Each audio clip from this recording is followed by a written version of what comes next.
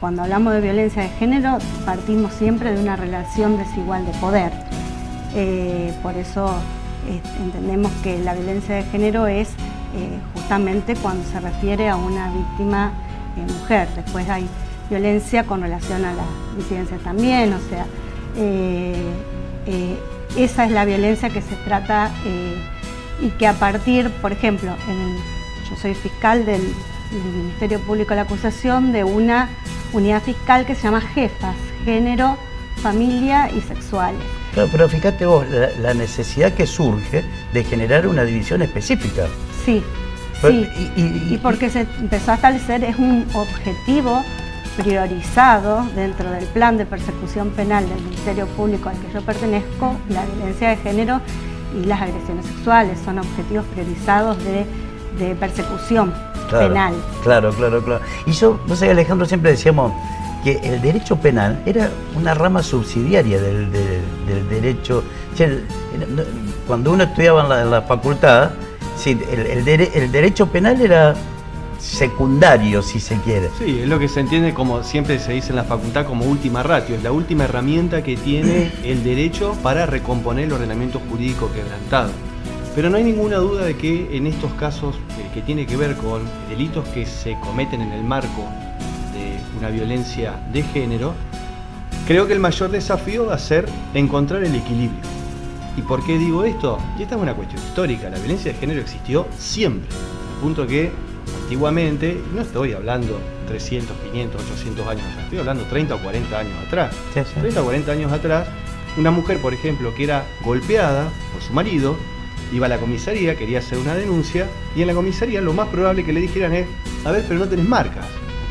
A ver, pero, ¿y tenés testigos? ¿Y vos qué le hiciste? O como dijo Mirta Legrand, ¿no? ¿Qué habrás hecho? Claro. Entonces pasamos, y ese que fue un extremo, y lógicamente la legislación fue acompañando todos estos cambios sociológicos y culturales que se fueron produciendo, hasta que a lo mejor estamos llegando ya a otro extremo, que ya es con la sola denuncia y sin más que la denuncia como elemento, a veces se toman medidas de muy alto impacto, como puede llegar a ser la imposición de una prisión preventiva.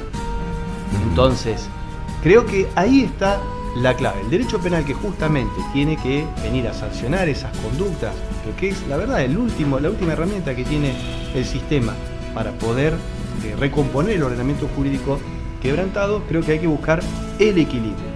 Es decir, acompañar en la medida de lo posible con otros elementos esta declaración de la mujer que aparece como víctima. Eso es lo que vos dijiste, Alejandro, tiene que ver también con lo que dijo Milagro, que siempre existió, ¿no?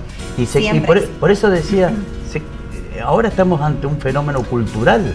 En realidad, bueno, es lo que decía Milagro y Ale, violencia existió desde que existe el hombre, ¿no? La conceptualización, lo que pasa es que hay una muy fina línea entre lo que es la agresión, que es lo que a mí me permite estar viva, porque si entra una persona con un cuchillo, yo algo le voy a arrojar.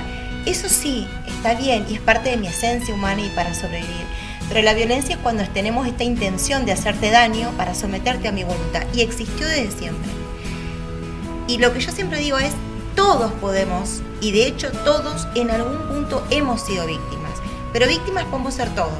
Mujeres, hombres, niños, adultos mayores, personas con discapacidad, personas con orientaciones sexuales distintas, con un sentir diferente, todos, pero hay víctimas más sensibles. Bueno, como mi especialidad es niños, mis niños, como digo siempre, niños, mujeres, personas mayores. Y ha habido, como dice Milagros, una explosión. Y a veces hay como una confusión, porque la gente piensa que va a la comisaría a denunciar o va a fiscalía y que lo penal es lo mismo que lo civil. Y no, capaz que muchas veces esa violencia no te deja marcas y no hay un delito. Pero que durante 10 años te taladren la cabeza hablando de tu inutilidad como persona, como madre, que incluso hasta hay estadísticas, 12 veces más la tasa de suicidios en mujeres víctimas y 5 veces más insumos para poder paliar las cuestiones de violencia que con cáncer y SIDA. Es mucho. Y eso no es delito, no se ve. pero hay que ver las consecuencias en una persona que durante años soportó que le insulten, la desprecian, la humillan. Sí, me imagino. Y esto que vos dijiste, marcaste una fecha, un año 2018, tiene que ver un poco también con la visibilización de los derechos, digamos, de los movimientos feministas y demás. ¿Ustedes lo perciben como eso? Sí, aparte toda esta movida surgió de que hubo movimientos que empezaron a reclamar y a armarse. Pero porque el Nunca Más, ¿de qué año es? No me acuerdo. El Ni Una Menos Nunca Más es antes. 85. Perdón, Ni Una Menos, Ni Una Ni Menos. Una Menos, el 8M. Ni Una Menos antes. El 8M. Claro. Antes. Es mucho, es anterior, pero son todos antecedentes Claro. de esto. Yo quería un poco, no sé, disentir un poco acá con el colega.